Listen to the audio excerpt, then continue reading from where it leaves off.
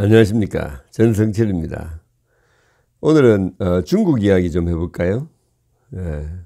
여러분 사실 중국이 지난 1년 동안 좀 특별한 한 해를 보냈죠. 그죠? 왜냐하면 사실은 작년 3월에 중국이 독재 국가가 되지 않습니까? 한마디로 말해서 그 시진핑이라는 사람이 종신, 소위 뭐 총통이 된 셈이죠. 그죠? 그 이전에 뭐 장쩌민이라든지 이제 등소평이하고 장쩌민, 그다음에 후진타오 이렇게 오면서 이 사람들은 다 임기가 있었죠. 그죠? 임기가 있으면 독재가 국가가 아니거든요. 예. 그리고 정말 그래서 그 다음에 누가 될 것인가 하는 데 대해서 중국 공산당 내부에서 어마어마한 경쟁이 일어나서 사실상 그 중국 공산당 내부에서 일종의 민주주의 같은 게 있었던 거죠. 그래서 그걸 우리가 수직적 민주주의라고 부르기도 하는데, 작년에 시진핑이 자기를 종신 그런 임기제를 없앰으로써 자기 자신이 사실은 죽을 때까지 통치를 할 수 있는 그런 토대를 만들어서 사실은 참 많은 국가들에게 어마어마한 실망을 주고 또 우려를 자아내고 있었죠. 그래서 지난 이제 1년이 됐는데, 사실 1년 동안 이 시진핑이 어떻게 어떤 성적표를 정말 만들었는가 하는 데 대해서 다들 좀 궁금하실 거예요. 그죠? 한번 살펴볼까요? 사실 뭐 평탄하지 않은 한 해였죠. 시진핑 입장에서는. 왜냐하면은 무엇보다도 미국하고 무역 갈등이 생겼지 않습니까? 무역 전쟁 같은 게 생겼죠. 사실은. 사실 전쟁이죠.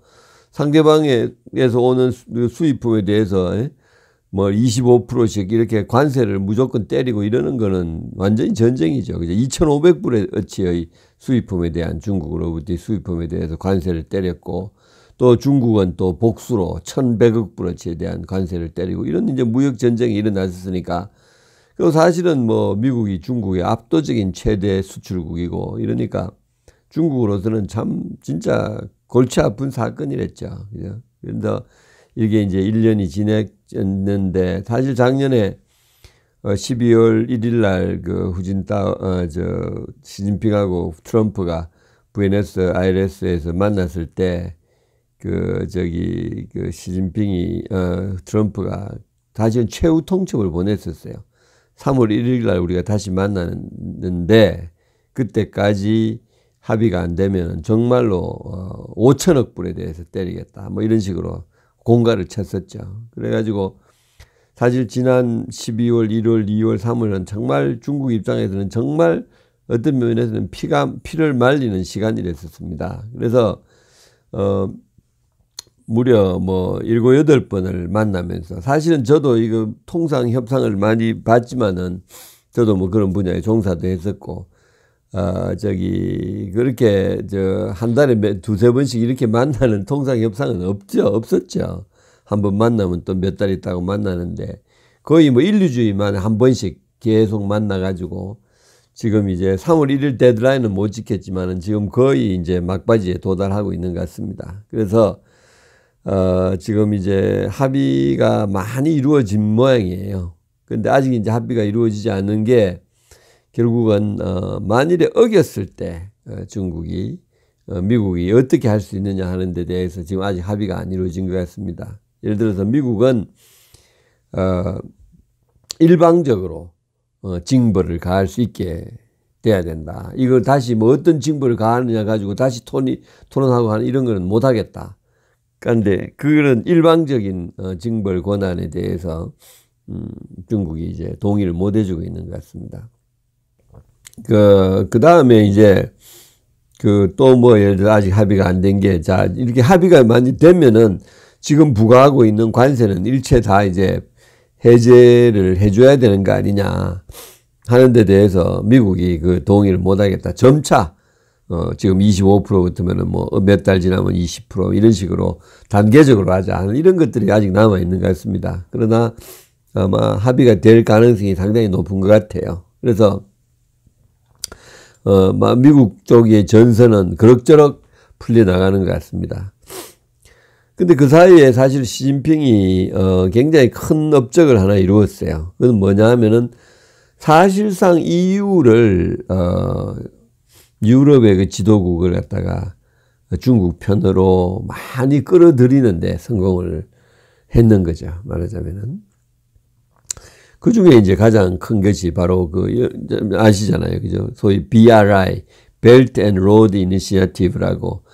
이거는 말하자면 중국이 전 세계 나라들에게 돈을 빌려주면서 인프라 시설, 항만, 도로 이런 걸 짓게 하고 그걸 가지고 이제 그 나라들과의 관계를 밀접하게 하면서 영향력을 미치겠다는 거. 그래서 무려 80개국이 지금 그 BRI에 가입을 했었잖아요. 그죠? 근데,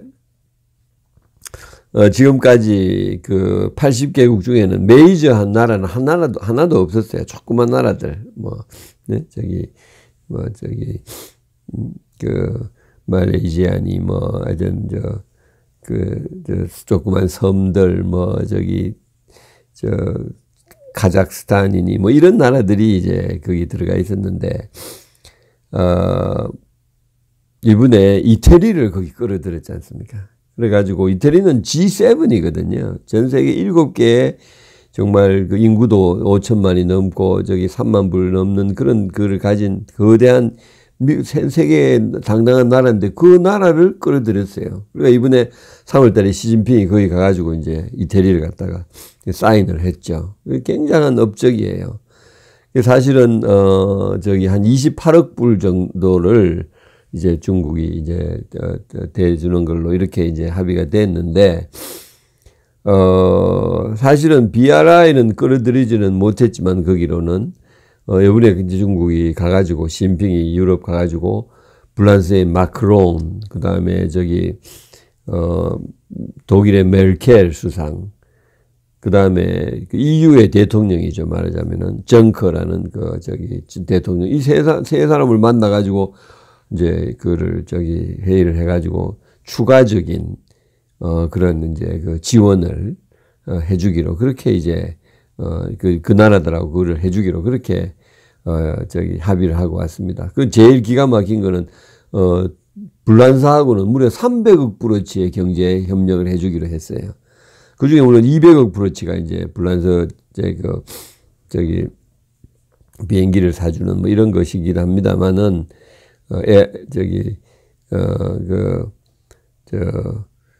그 외에도 독일에게도 그렇게 지금 보면요. 독일에 이미 16억 불을 대주기로 돼 있어요. 네덜란드에 16억 불, 영국에 15억 불, 불란서에 이미 14억 불 이렇게 대주기로 돼 있어요, 이미.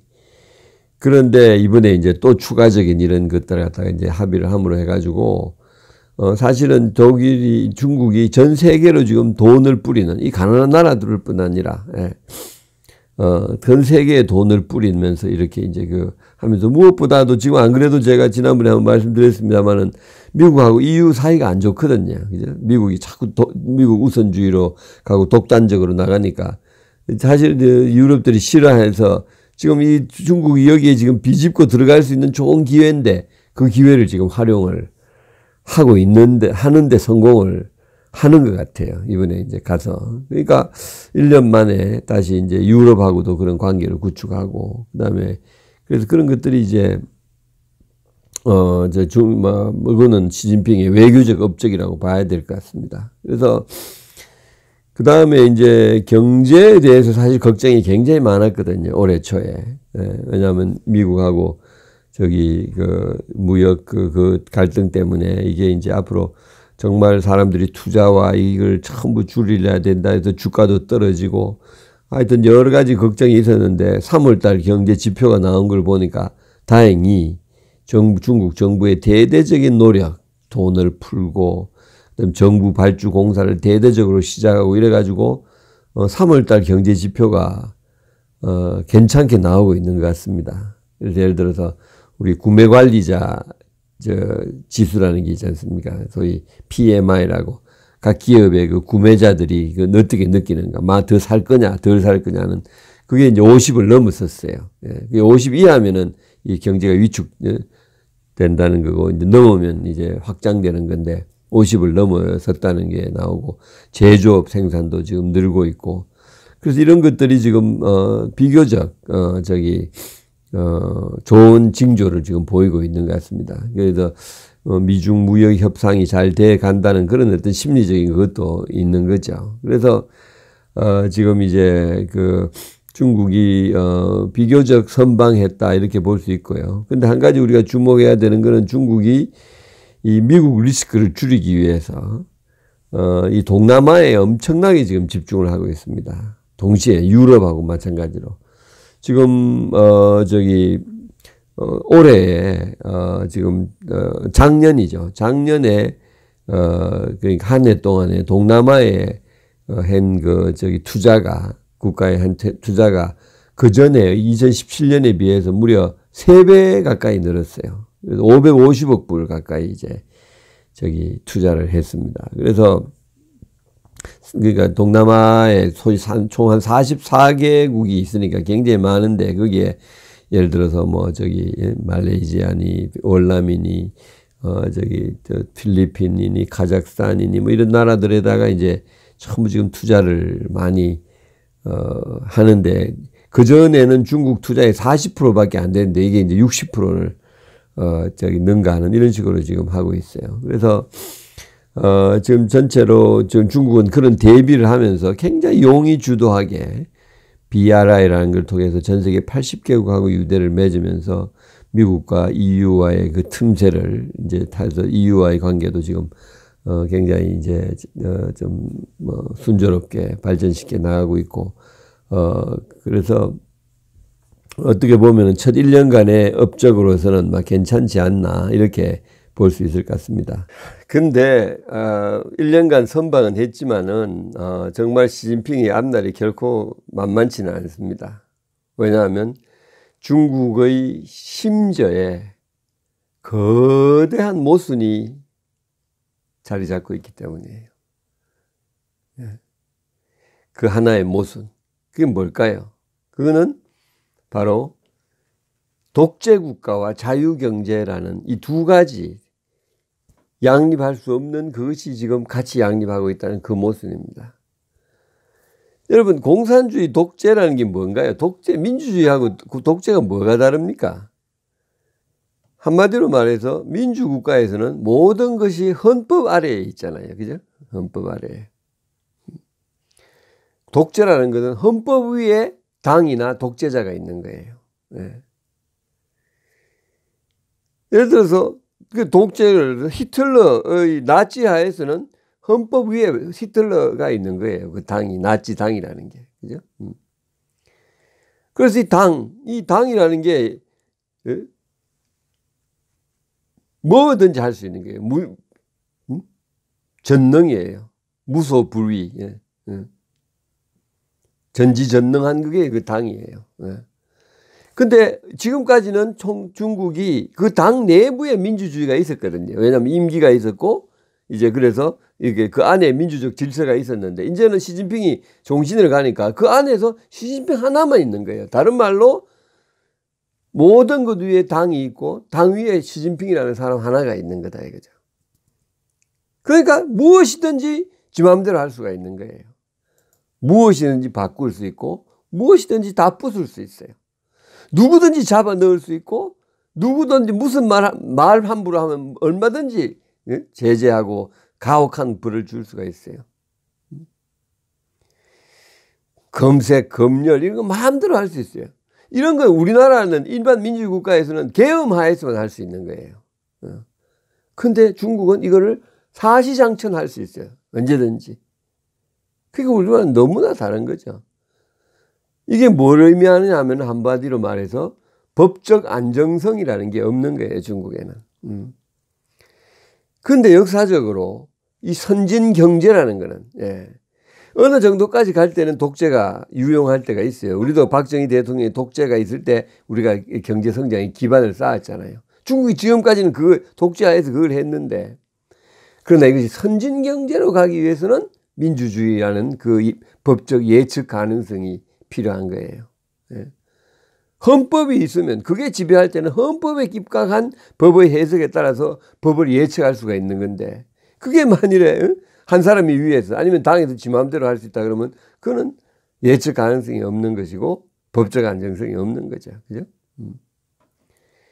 그래서 독재 국가에서 선진 경제가 지금까지 나온 적이 단 한 건도 없습니다. 예. 민주주의는 선진 경제의 필요 조건인데, 예. 그래서 우리 정말 한국도 6.29 선언 이후에, 그죠? 민주화가 되면서 우리가 선진 경제로 들어갔거든요. 그죠? 1989년에. 그래서 지금 이 중국은 이런 근본적인 모순을 가진 나라입니다. 예. 그 모순이 터져 나오고 있어요. 지난 1년 동안 시진핑에서 잘한 것도 있지만 아까 제가 말씀드린 그대로 그러나 근본적인 모순이 튀어져 나왔어요. 그건 바로 작년 여름부터 시진핑이 중국이 노조 운동을 탄압하기 시작했어요. 노조 운동하는 대학생들을 수십 명씩 잡아서 투옥시켰어요. 구속시켰어요. 한번 생각해 보세요. 공산주의는 노동자를 위한 거 아니에요. 그죠? 그 노동자를 위해서 일하겠다는 대학생들을 대거 구속을 했으니까 그건 근원적인 모순이죠.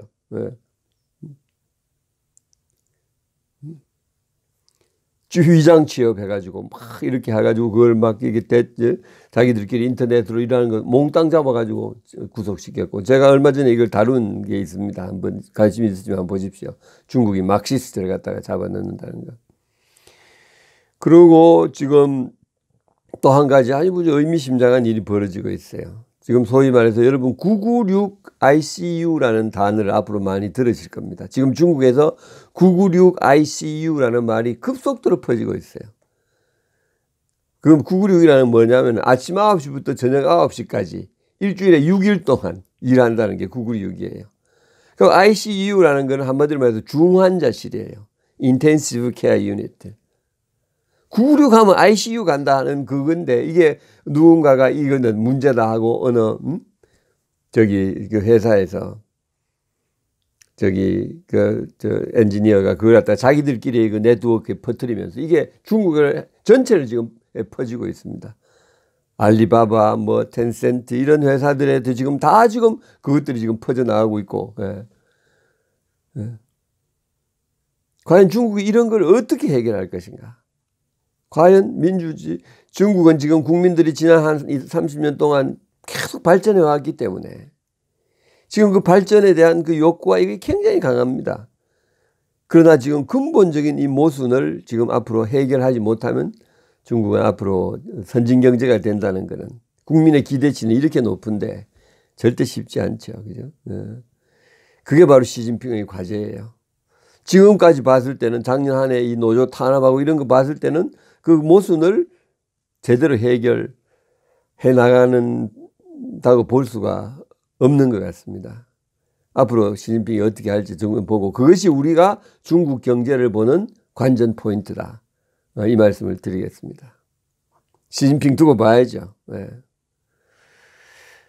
감사합니다.